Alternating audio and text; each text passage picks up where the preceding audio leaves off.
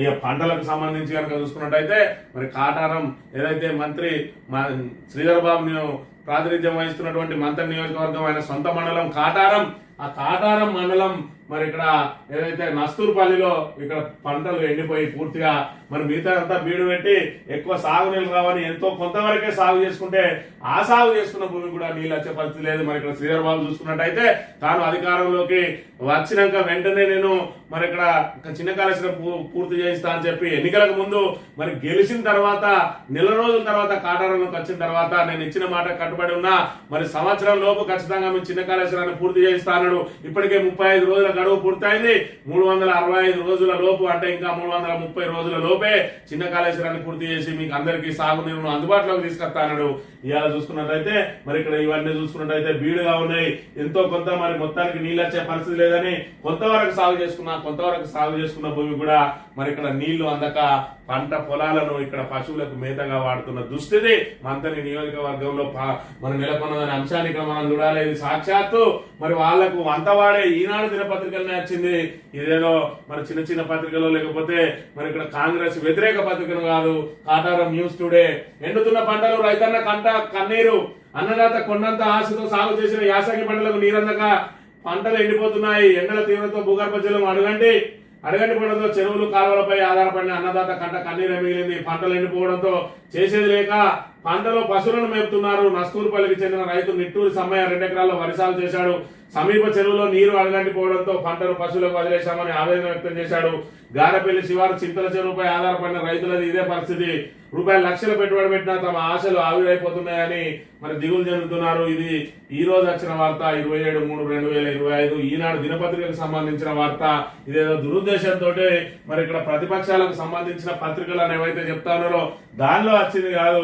అధికార పక్షానికి వంత వాడే పత్రిక వేసింది. మరి శ్రీధర్ బాబు సొంత మండలానికి సంబంధించిన దుస్థితి ఈ విధంగా ఉంటే నియోజకవర్గ వ్యాప్తంగా రైతులు ఏ విధంగా ఇబ్బందులు పడతా ఉన్నారనే విషయాన్ని మనం ఇక్కడ ప్రధానంగా గమనించాలి. దీనికి అంతటి కూడా మరి ప్రధాన కారణం ఏదైనా అంటే మరి ఇక్కడ కాళేశ్వరం ప్రాజెక్టు మీద కుట్రలు అన్ని మేడిగడ్డలో ఏదైతే పిల్లర్ ఉందో దాన్ని పునరుద్ధరించడానికి మరి ఇక్కడ ప్రభుత్వం ముందుకు రాక మరి ఇక్కడ ఏదైతే గోదావరిని ఎడారిగా మార్చడంతో భూగర్భ జలాలు పూర్తిగా అడగంటిపోయి మరి ఇక్కడ వాళ్ళు కనీసం బావులతోటో బోర్లతోటో వ్యవసాయం చేద్దామన్నా లేక చెరువు నీళ్ళ మీద ఆధారపడితే ఆ చెరువులకు సంబంధించి ఆ నీళ్లు రాక ఈ రోజు వేసిన పంట అంతా పశువులకు మేతగా మరి ఇక్కడ వేయాల్సిన దుస్థితి నెలకొన్నది మంత్రి నియోజకవర్గంలో.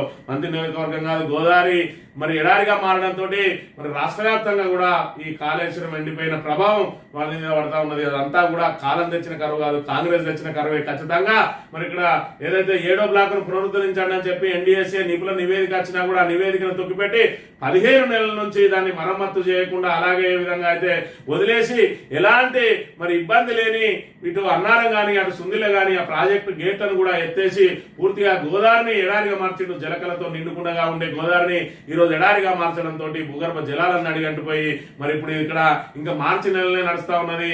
మరి ఇప్పటికే మరి నీటి కొరత తీవ్రంగా ఉన్నది. ఏప్రిల్ మే నెలల్లో తాగునీటి కూడా కటకడ ఏర్పడే ప్రమాదం ఉన్నది. అయినప్పటికీ కూడా ప్రభుత్వం ఇంకా తాను ఏదైతే నిందలేసిందో ఆ నిందలను నిజాలని చెప్పి ప్రజలను నమ్మించే కార్యక్రమంలో భాగంగా ఆ గోదావరిని పూర్తిగా ఎడారిగానే మార్చింది. మరి ఇక్కడ ఏదైతే మంత్రి నియోజకవర్గంలో ఉన్నది అత్యధికంగా 3 బ్యారేజీలు కూడా 4 బ్యారేజీలు ఉంటే ఎల్లంపల్లి మరి కాంగ్రెస్ హయాంలో నిర్మించిన 3 నిర్మించిన బ్యారేజీలు కూడా 3 మంత్రి నియోజకవర్గంలోనే ఉన్నాయి.